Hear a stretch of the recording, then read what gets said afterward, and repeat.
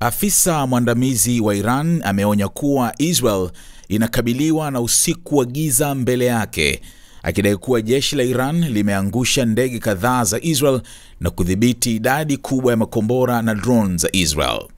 Afisa huyo wa Iran akizungumza kwa msimamo mkali alitangaza operesheni za vikosi vya silaha vya Iran dhidi ya maeneo ya utawala wa Kizayuni zitaendelea na utawala huu unakabiliwa na usiku wa giza mbele yake. Kauli hiyo imetolewa wakati Iran ikirusha mfululizo wa makombora ya masafa marefu pamoja na drones zilizoilenga Israel, ikiwa ni kulipiza kisasi kwa mashambulizi ya anga ya Israel mapema Ijumaa hii dhidi ya kituo cha nyuklia cha Natanz na malengo mengine ya kijeshi ya Iran.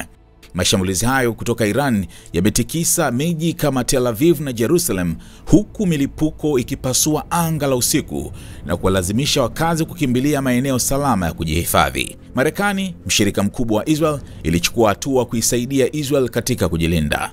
Afisa mmoja wa Marekani alithibitisha kwa CNN kuwa jeshi la wanamaji na anga la Marekani lilitumwa kusaidia kukabiliana na makombora na drones za Iran, jukumu ambalo jeshi la Marekani limewahi kulifanya katika mashambulizi ya awali ya Iran dhidi ya Israel.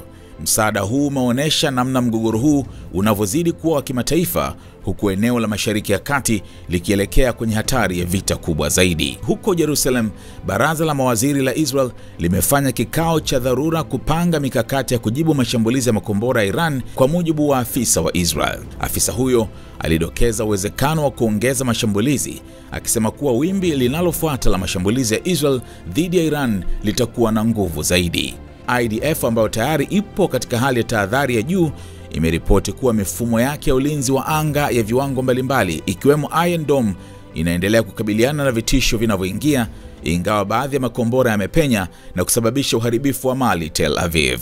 Katika hatua ya moja kwa moja, Waziri Mkuu wa Israel Benjamin Netanyahu amewahutubia wananchi wa Iran kupitia video iliyotolewa Ijumaa usiku. Amewahimiza raia wasimame na kusikika, ambapo amesisitiza kuwa vita vya Israel si dhidi ya wananchi wa Iran bali dhidi ya serikali yao. Zaidi inakuja, alionya. Utawala haujui kilichowapiga wala kile kitakachowapiga. Hawajawahi kuwa dhaifu kama sasa, ametamba Netanyahu. Netanyahu alidai kuwa Israel imepiga pigo kubwa dhidi ya Iran katika saa 24 zilizopita, ikiwa ni pamoja na kuiharibu Natanz, kituo kikuu cha urutubishaji wa uranium cha Iran, sehemu kubwa ya hazina ya makombora ya masafa marefu ya Iran, pamoja na kuwaua makamanda waandamizi wa kijeshi na wanasayansi wa nyuklia wa Iran. Mashambulizi haya kulipiza kisasi ya Iran yalifuatia mashambulizi ya mapema ya Israel dhidi ya Natanz, ambayo IDF imesema yalilenga kuvuruga mpango wa Iran wa kutengeneza silaha za nyuklia. Mabadiliko haya ya mashambulizi na majibu yameongeza hofu ya kuendelea kwa mzozo wa muda mrefu, huku pande zote zikionyesha kutokuwa tayari kuacha uhasama huu hivi karibuni. Wakati ving'ora vikilia kote huko Israel na moshi ukifuka kutoka maeneo yaliyoshambuliwa, jumuiya ya kimataifa inaendelea kushuhudia kwa tahadhari, ikisubiri hatua inayofuata katika mzozo huu wa hatari na wa juu kisiasa. Wateja wako watarajiwa wanaangalia video hii. Kama biashara yako ingeonekana pamoja na unachokiangalia sasa, wengi wangegeuka kuwa wateja wako wapya.